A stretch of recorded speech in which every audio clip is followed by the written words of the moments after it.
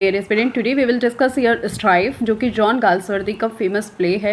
John Anthony इसके main character में है। जॉन एंथनी ये चेयरमैन हैं त्रिनार्था प्लेट टिन वर्क्स कंपनी के। एडगर एंथनी इनके बेटे हैं, 30 ईयर ओल्ड सन हैं, ठीक है, और ये भी कंपनी के डायरेक्टर हैं। अदर कैरेक्टर्स की बात करते अदर कैरेक्टर्स में आते हैं Frederick Welder. Frederick Welder directors हैं त्रिनार्था प्लेट टिन वर्क्स के। Williams Canterbury, Oliver Vanklin, Henry Tank, Francis Underwood and Simon Harness, ठीक है। ये विलियम्स कैंटलबरी जो हैं ये भी डायरेक्टर हैं। ऑलिवर वैंकलिन डायरेक्टर हैं। हेनरी टैंक कंपनी के सेक्रेटरी हैं। और फ्रांसिस अंडरवुड की बात करते हैं, ये जो फ्रांसिस अंडरवुड हैं ये त्रिनार्था कंपनी के मैनेजर हैं। और इसमें सिमन हार्नेस ये ऑफिशियल रिप्रेजेंटेटिव हैं लेबर यूनियन के, ठीक है। अदर कैरेक्टर्स भी हैं लाइक डेविड रॉबर्ट्स, ओके। तो ये जो एनिट अंडरवुड हैं ये डॉटर हैं जॉन एंथनी की। David Roberts working men's committee के मेंबर हैं। तो ये मेन कैरेक्टर्स हो जाते हैं, इनके बारे में आपको पता होना चाहिए, प्रीवियस ईयर में पूछे गए थे क्वेश्चन इनसे रिलेटेड।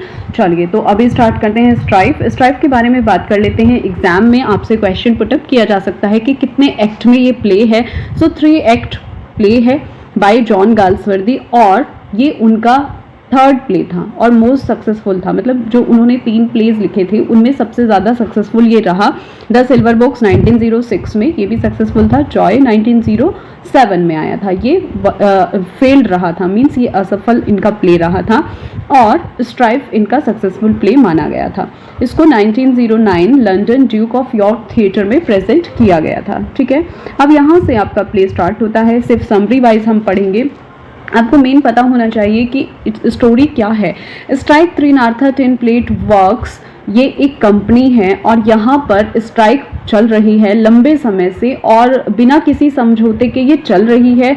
और जिसमें जो शेयर मार्केट है, यानी कि जो वहाँ के निदेशक हैं, डायरेक्टर्स हैं, वो उनको ये डर सता रहा है कि जो उनका प्रॉफिट है वो लॉस होने वाला है और कॉम्प्रोमाइज़ उनको करना पड़ेगा, ठीक है।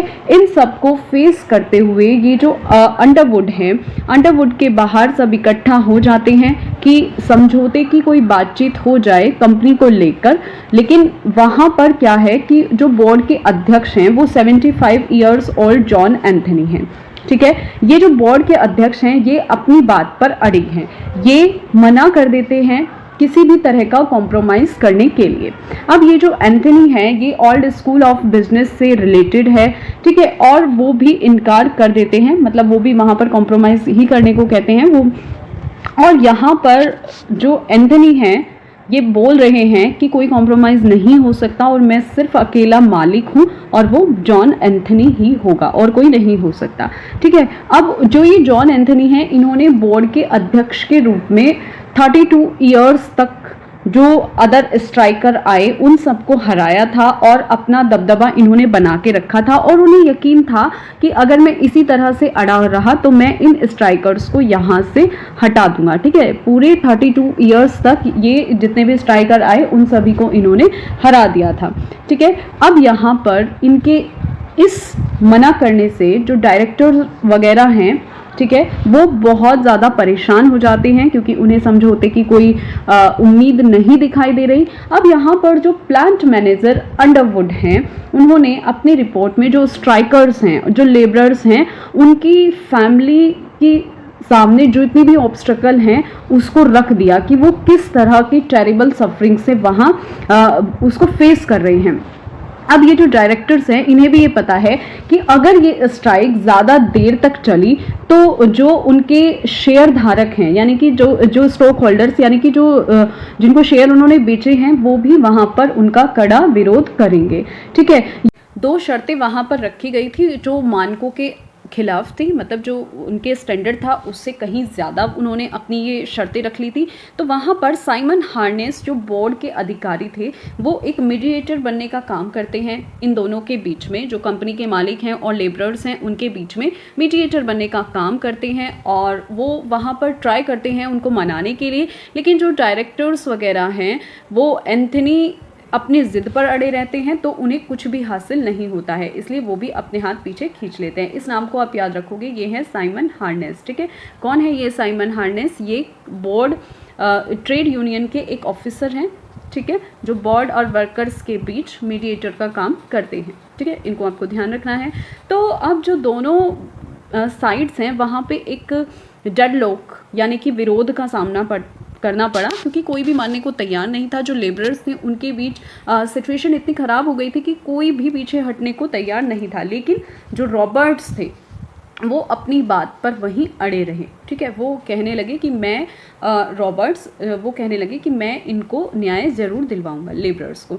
Mrs Roberts was dying. अब ये जो मिसेस रॉबर्ट्स हैं ये वहाँ पर मर रही थी। वो बहुत ज़्यादा कमज़ोर थी, ठंड की वजह से, भूख की वजह से उनकी जो तबीयत है वो लगातार ख़राब हो रही थी, ठीक है।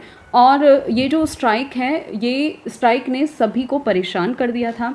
ये जो मिसेस रॉबर्ट्स हैं ये अंडरवुड के घर में सर्वेंट का काम करती थी, और एनी अंडरवुड जब वो बीमार हो गई तो एनी अंडरवुड जो कि अंडरवुड की डॉटर थी, ठीक है, वो उनसे मिलने गई। लेकिन जो मिसेस अंडरवुड थी, Mrs Underwood had try to send, Mrs Underwood ने उन्हें फूड देने का काम किया। मतलब उन्होंने बोला कि खाना खा लीजिए, लेकिन जो स्ट्राइक चल रही थी तो उन्होंने जॉन एंथनी की बेटी से हेल्प लेने के लिए मना कर दिया, क्योंकि वो बहुत ज़्यादा स्टबर्न थी। तो उन्होंने बोला कि मैं इस तरह की हेल्प नहीं ले सकती, क्योंकि वो किसकी डॉटर थी, जो कंपनी के मालिक थे जॉन एंथनी, जो अपनी मांगों पर अड़े थे और स्ट्राइकर्स पर कोई ध्यान नहीं दे रहे थे। अब ये जो मिसेस अंडरवुड हैं, इन्होंने रॉबर्ट से बहुत ज़्यादा प्लीड किया, मतलब विनती की, और उनसे कहा कि अपनी वाइफ के लिए हार मान लो, पीछे हट जाओ। लेकिन ये वहाँ से नहीं हटते हैं और वो स्ट्राइक जो है जारी रहती है, ठीक है। और इस बात का भी तय था कि वो कोई भी कॉम्प्रोमाइज़ करने को तैयार नहीं थे, ठीक है। अब वहाँ पर कुछ लोग ऐसे भी थे जो कॉम्प्रोमाइज़ समर्पण करने को तैयार थे। मींस वो बिल्कुल सब कुछ एक तरफ रख के वे इस स्ट्राइक को ख़त्म करना चाहते थे, क्योंकि उनके सामने बहुत सारी ऑब्स्टेकल्स थी।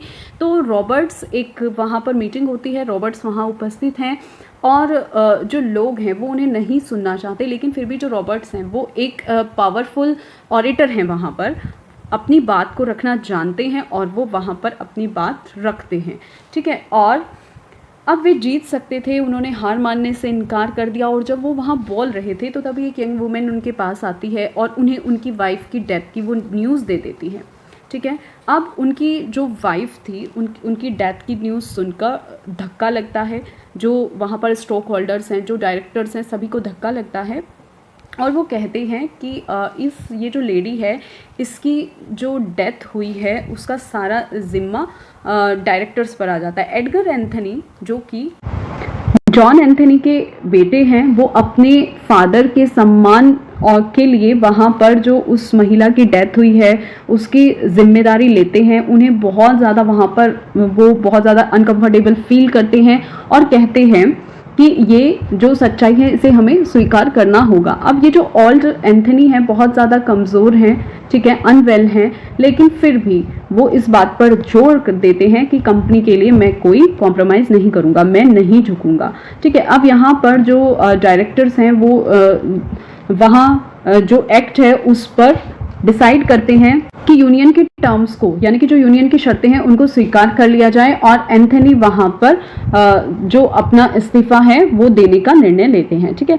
अब वहाँ पर जो लेबरर्स हैं, हार्नेस हैं और स्टॉक होल्डर्स हैं, उन सभी के बीच एक मीटिंग होती है, और एंथनी वहाँ पर देखते हैं कि जो उनके साथ काम करने वाले लोग थे उन्होंने उन्हें हरा दिया है, और थककर वो बाद में अपनी हार स्वीकार कर लेते हैं और रेजिग्नेशन वहाँ पर दे देते हैं, ठीक है।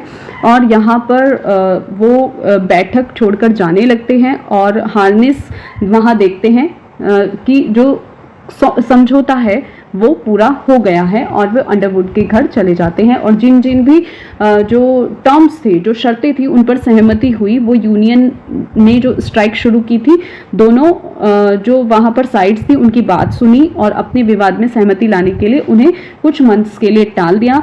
अब यहाँ पर जो वहाँ पर सहमति हुई तो two leaders stared at each other, दोनों एक दूसरे को घूर रहे हैं, क्योंकि दोनों के ही जो सपोर्टर्स हैं उन्होंने उनका साथ छोड़ दिया था, और वो जो टर्म्स हैं वो जो कॉम्प्रोमाइज़ होने वाला था वो वहाँ से हार गए थे, जॉन एंथनी भी और जो दूसरे पक्ष हैं वो भी। और उन्हें उनकी जो करेजियस फाइट है उसके लिए जाना गया, और वहाँ पर यहीं पर ये जो प्ले है ये एंड होता है। और ये जो लड़ाई है ये पारस्परिक जो रिस्पेक्ट है उसमें चेंज हो जाती है, ठीक है। एग्जाम के पॉइंट ऑफ व्यू से इंपॉर्टेंट है ये प्ले, इसकी समरी, आप इनके कैरेक्टर्स को अच्छे से रीड करेंगे और इसकी समरी को भी। मिलते हैं नेक्स्ट प्ले में। Have a good day.